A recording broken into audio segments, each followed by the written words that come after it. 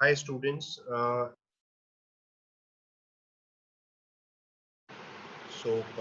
us start the session. Okay. Again, bandwidth utilization is the wide use of available bandwidths to achieve specific goals, and that efficiency can be achieved by multiplexing. The basic idea is like we have to utilize the bandwidth. Like bandwidth is limited. Often we keep on saying that when we are on a daily usage, we use like our mobile data and stuff like that. We say the bandwidth is limited, we have to utilize it. So multiplexing, demultiplexing is one of the way to achieve it efficiently. That's it. Okay. So we'll look what are the techniques for this uh, utilization of proper bandwidth, that is the efficient utilization. Okay. So whenever the bandwidth of a medium linking two devices is greater than the bandwidth needs of the devices, the link can be shared. See, the idea is two devices are like communicating with each other. Say, for example, device A and device B. Whenever A and B is they are communicating with each other, so there is a channel, there is a link dedicated for their communication. And we are looking at one criteria. The criteria is if the bandwidth of that particular medium, if the bandwidth of that particular link, uh, which is connecting two devices, if that bandwidth is greater than the bandwidth requirement of the devices, then probably that link can be shared. So how that link can be shared? Say for example, one particular, say for example, a device has got multiple messages to share simultaneously. So how it can share multiple messages? So for that particular thing, we are using multiplexing. So multiplexing is nothing but the set of techniques that allows the simultaneous transmission of multiple signals across a single data link. As simple as that. As data and telecommunication uses increases, so does traffic. So if we talk about the multiplexing, it is of four types, one being the frequency division multiplexing, another one the wavelength, and then we have got the time division multiplexing, and we have two categories there, the synchronous and the statistical. And we'll be focusing on frequency as it is in our syllabus. Wavelength we won't be considering, and further we'll be studying the synchronous time division. We won't touch the statistical as it is not in this syllabus. Okay. So multiplexing is a set of techniques that allows the simultaneous transmission of multiple signals across a single data link layer. This we have seen. Multiplexer is the one which is a device. It's a hardware that combines several signals into a single signal, and that gets further transmitted, and it is received by the demultiplexer. And demultiplexer is again a hardware and which performs exactly the opposite operation, that is the inverse operation. So this is one categorization of three division multiplexing techniques, one being the frequency, another one is the wavelength, and then finally the time division. So frequency and wavelength have one thing in common. They are applied on the analog signals the sine waves and likewise. And if we talk about the time division, yes, this is applied on the digital ones. So this is one small diagram. Like say for example, we have got multiplexer, and further multiplexer is connected with the so many input lines from the devices. So there are multiple input lines and multiple messages are coming, flowing in. So what multiplexer does is multiplexer combines all those messages into one, and then that particular link layer, that particular link which is connecting the two devices is shared, and it's shared like in the sense we have got now multiple channels. So maybe one channel for the one input line, and then finally this way we share the channel, and that combined signal is transmitted, and it is received by the demux demultiplexer, and it does the opposite thing, like it again converts that single frequency wave into multiple signals as it was sent by the sender device. So this is one simple example of frequency division multiplexing. Here what we are doing is we are allowing multiple messages to be flown in one link, that is the carrier gets divided. But the idea is here we are doing is like we are utilizing the frequency spectrum, like we are dividing the frequency. So FDM is an analog technique that can be applied when the bandwidth of a link, this is the fundamental thing, it will not change when the bandwidth of a link is greater than the combined bandwidth of the signal. So as you can see, for one message for one device, like we have reserved the frequency range, for another we have reserved the frequency range, it can work in this frequency range, and it can reserve here, and this is reserved here. So in between you can see these black lines. I mean, black lines are further like the guard frequencies. They are like assigned certain frequencies which are guarding the two devices on either side. And the very idea of using this is the signals do not overlap each other. Like device one and device two signals do not overlap. So just to have some break or just to have some gap, so we have got this guard bandwidth. So it's simple. In FDM signals, signals are generated by each device, and which modulate different carrier frequencies. Yes, when we have got multiple input lines, so obviously carrier frequencies will be different. These modulated signals are combined into one signal and one composite signal, and this is the job of the multiplexer, and which is further transmitted by means of that particular link, or further channel sharing is there. Like as you can see, the channels are created based on that. Like we have got three input links from the different devices, so we have got three like channel sharing is there, one gray, another one yellow, and another one is the pink, and same composite signal via this shared channels, it is like received by the demultiplexer, and then again like the composite signal is converted into original three signals.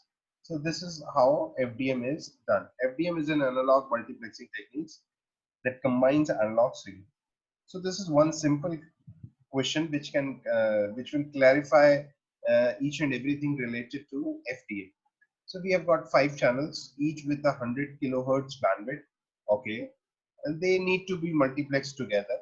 What is the minimum bandwidth of the link if there is a need for a guard band of 10 kilohertz between the channels to prevent interference? I have already cleared this thing. This is the overlapping. So here it is talking in terms of interference. So you have got 5 channels. So like channel 1, channel 2, channel 3, channel 4, and channel 5. So like from channel 1 to channel 5, you can yourself assume, you can yourself like see that there will be 4 guard band which will be required. One between the channel 1 and channel 2, then channel 2 and channel 3, then channel 3 and channel 4, and finally channel 4 and channel 5. So for each guard band, you require 10 kilohertz bandwidth. So 10 into 4, because we have got 4, so 10 into 4 is 40. And plus, in addition to that, you have got 5 channels, like they are having 100 kilohertz bandwidth. So 100 into 5 is 500 plus 40. So 540 is the answer. Yes, this is the answer, and this is shown in the next figure. Yes, this is like very clear. This light pink color 100 kilohertz, this yellow color 100 kilohertz, same for green, same for blue, and same for dark pink. And we have got a guard band of 10 kilohertz. So you can see via this diagram, which was told by me also, there are 4 guard bands of 10 kilohertz. One this, second, third, and fourth. So total is 540. So it's easy. Now, what we are doing is in time division multiplexing is, as it is like a literal meaning of this time division multiplexing is, instead of like division of frequency or the bandwidth, we are dividing time. Rather, we are making time slots. So time division multiplexing is a digital process that can be applied when the data rate capacity of the transmission medium is greater than the data rate required by the sending and receiving device. So here what we are doing is we are like dividing the complete time into slots. So slot by slot, like messages can be transmitted, or one particular device can transmit one particular message. And the best part is, like, for that particular time slot, you have got the complete bandwidth to be used. So this is one good thing in comparison with the frequency. In frequency, what we were having is, we were like dividing on the basis of frequency. So like frequency was getting distributed. Here frequency is not distributed, rather it is the time slot. So as you can see, this is very clearly explained. We have got this multiplexer and we have got four devices, 1, 2, 3, 4.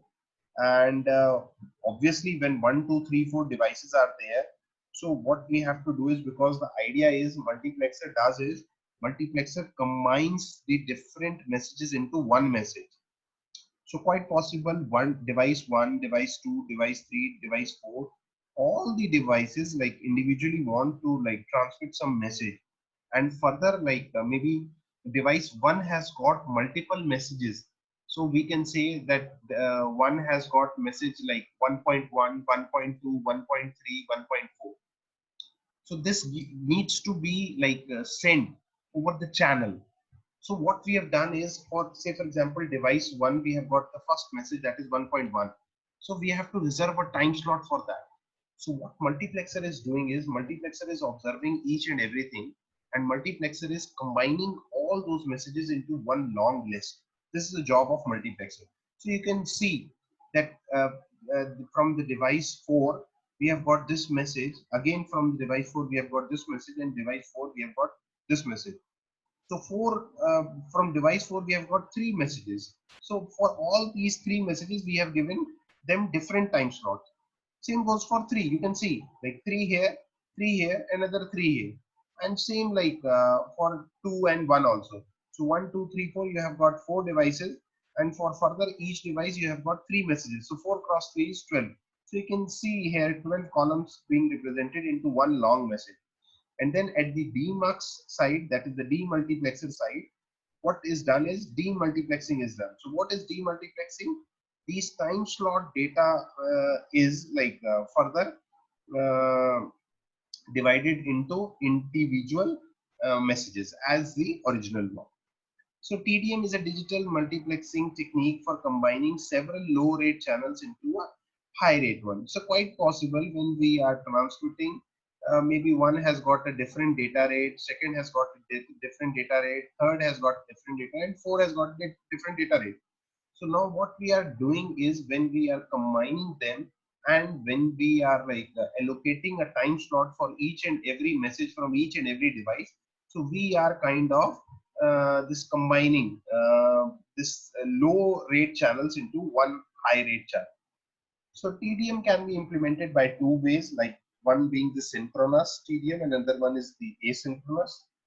In synchronous time division, the term synchronous means that the multiplexer allocates exactly the same time slot to each device at all the times, whether or not a device has anything to transmit. This is good thing.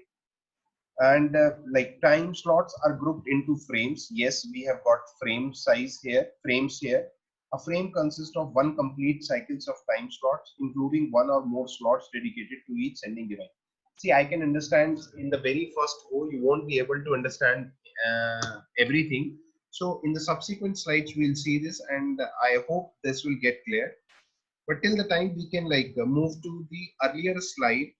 So just to explain, say for example, the device one has got some messages, like already we have discussed.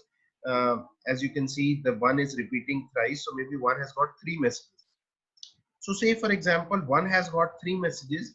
For one, we have got three different time slots. So for two also, we have to maintain three different time slots, irrespective of the fact whether two has got three messages, two messages, one message, or zero message.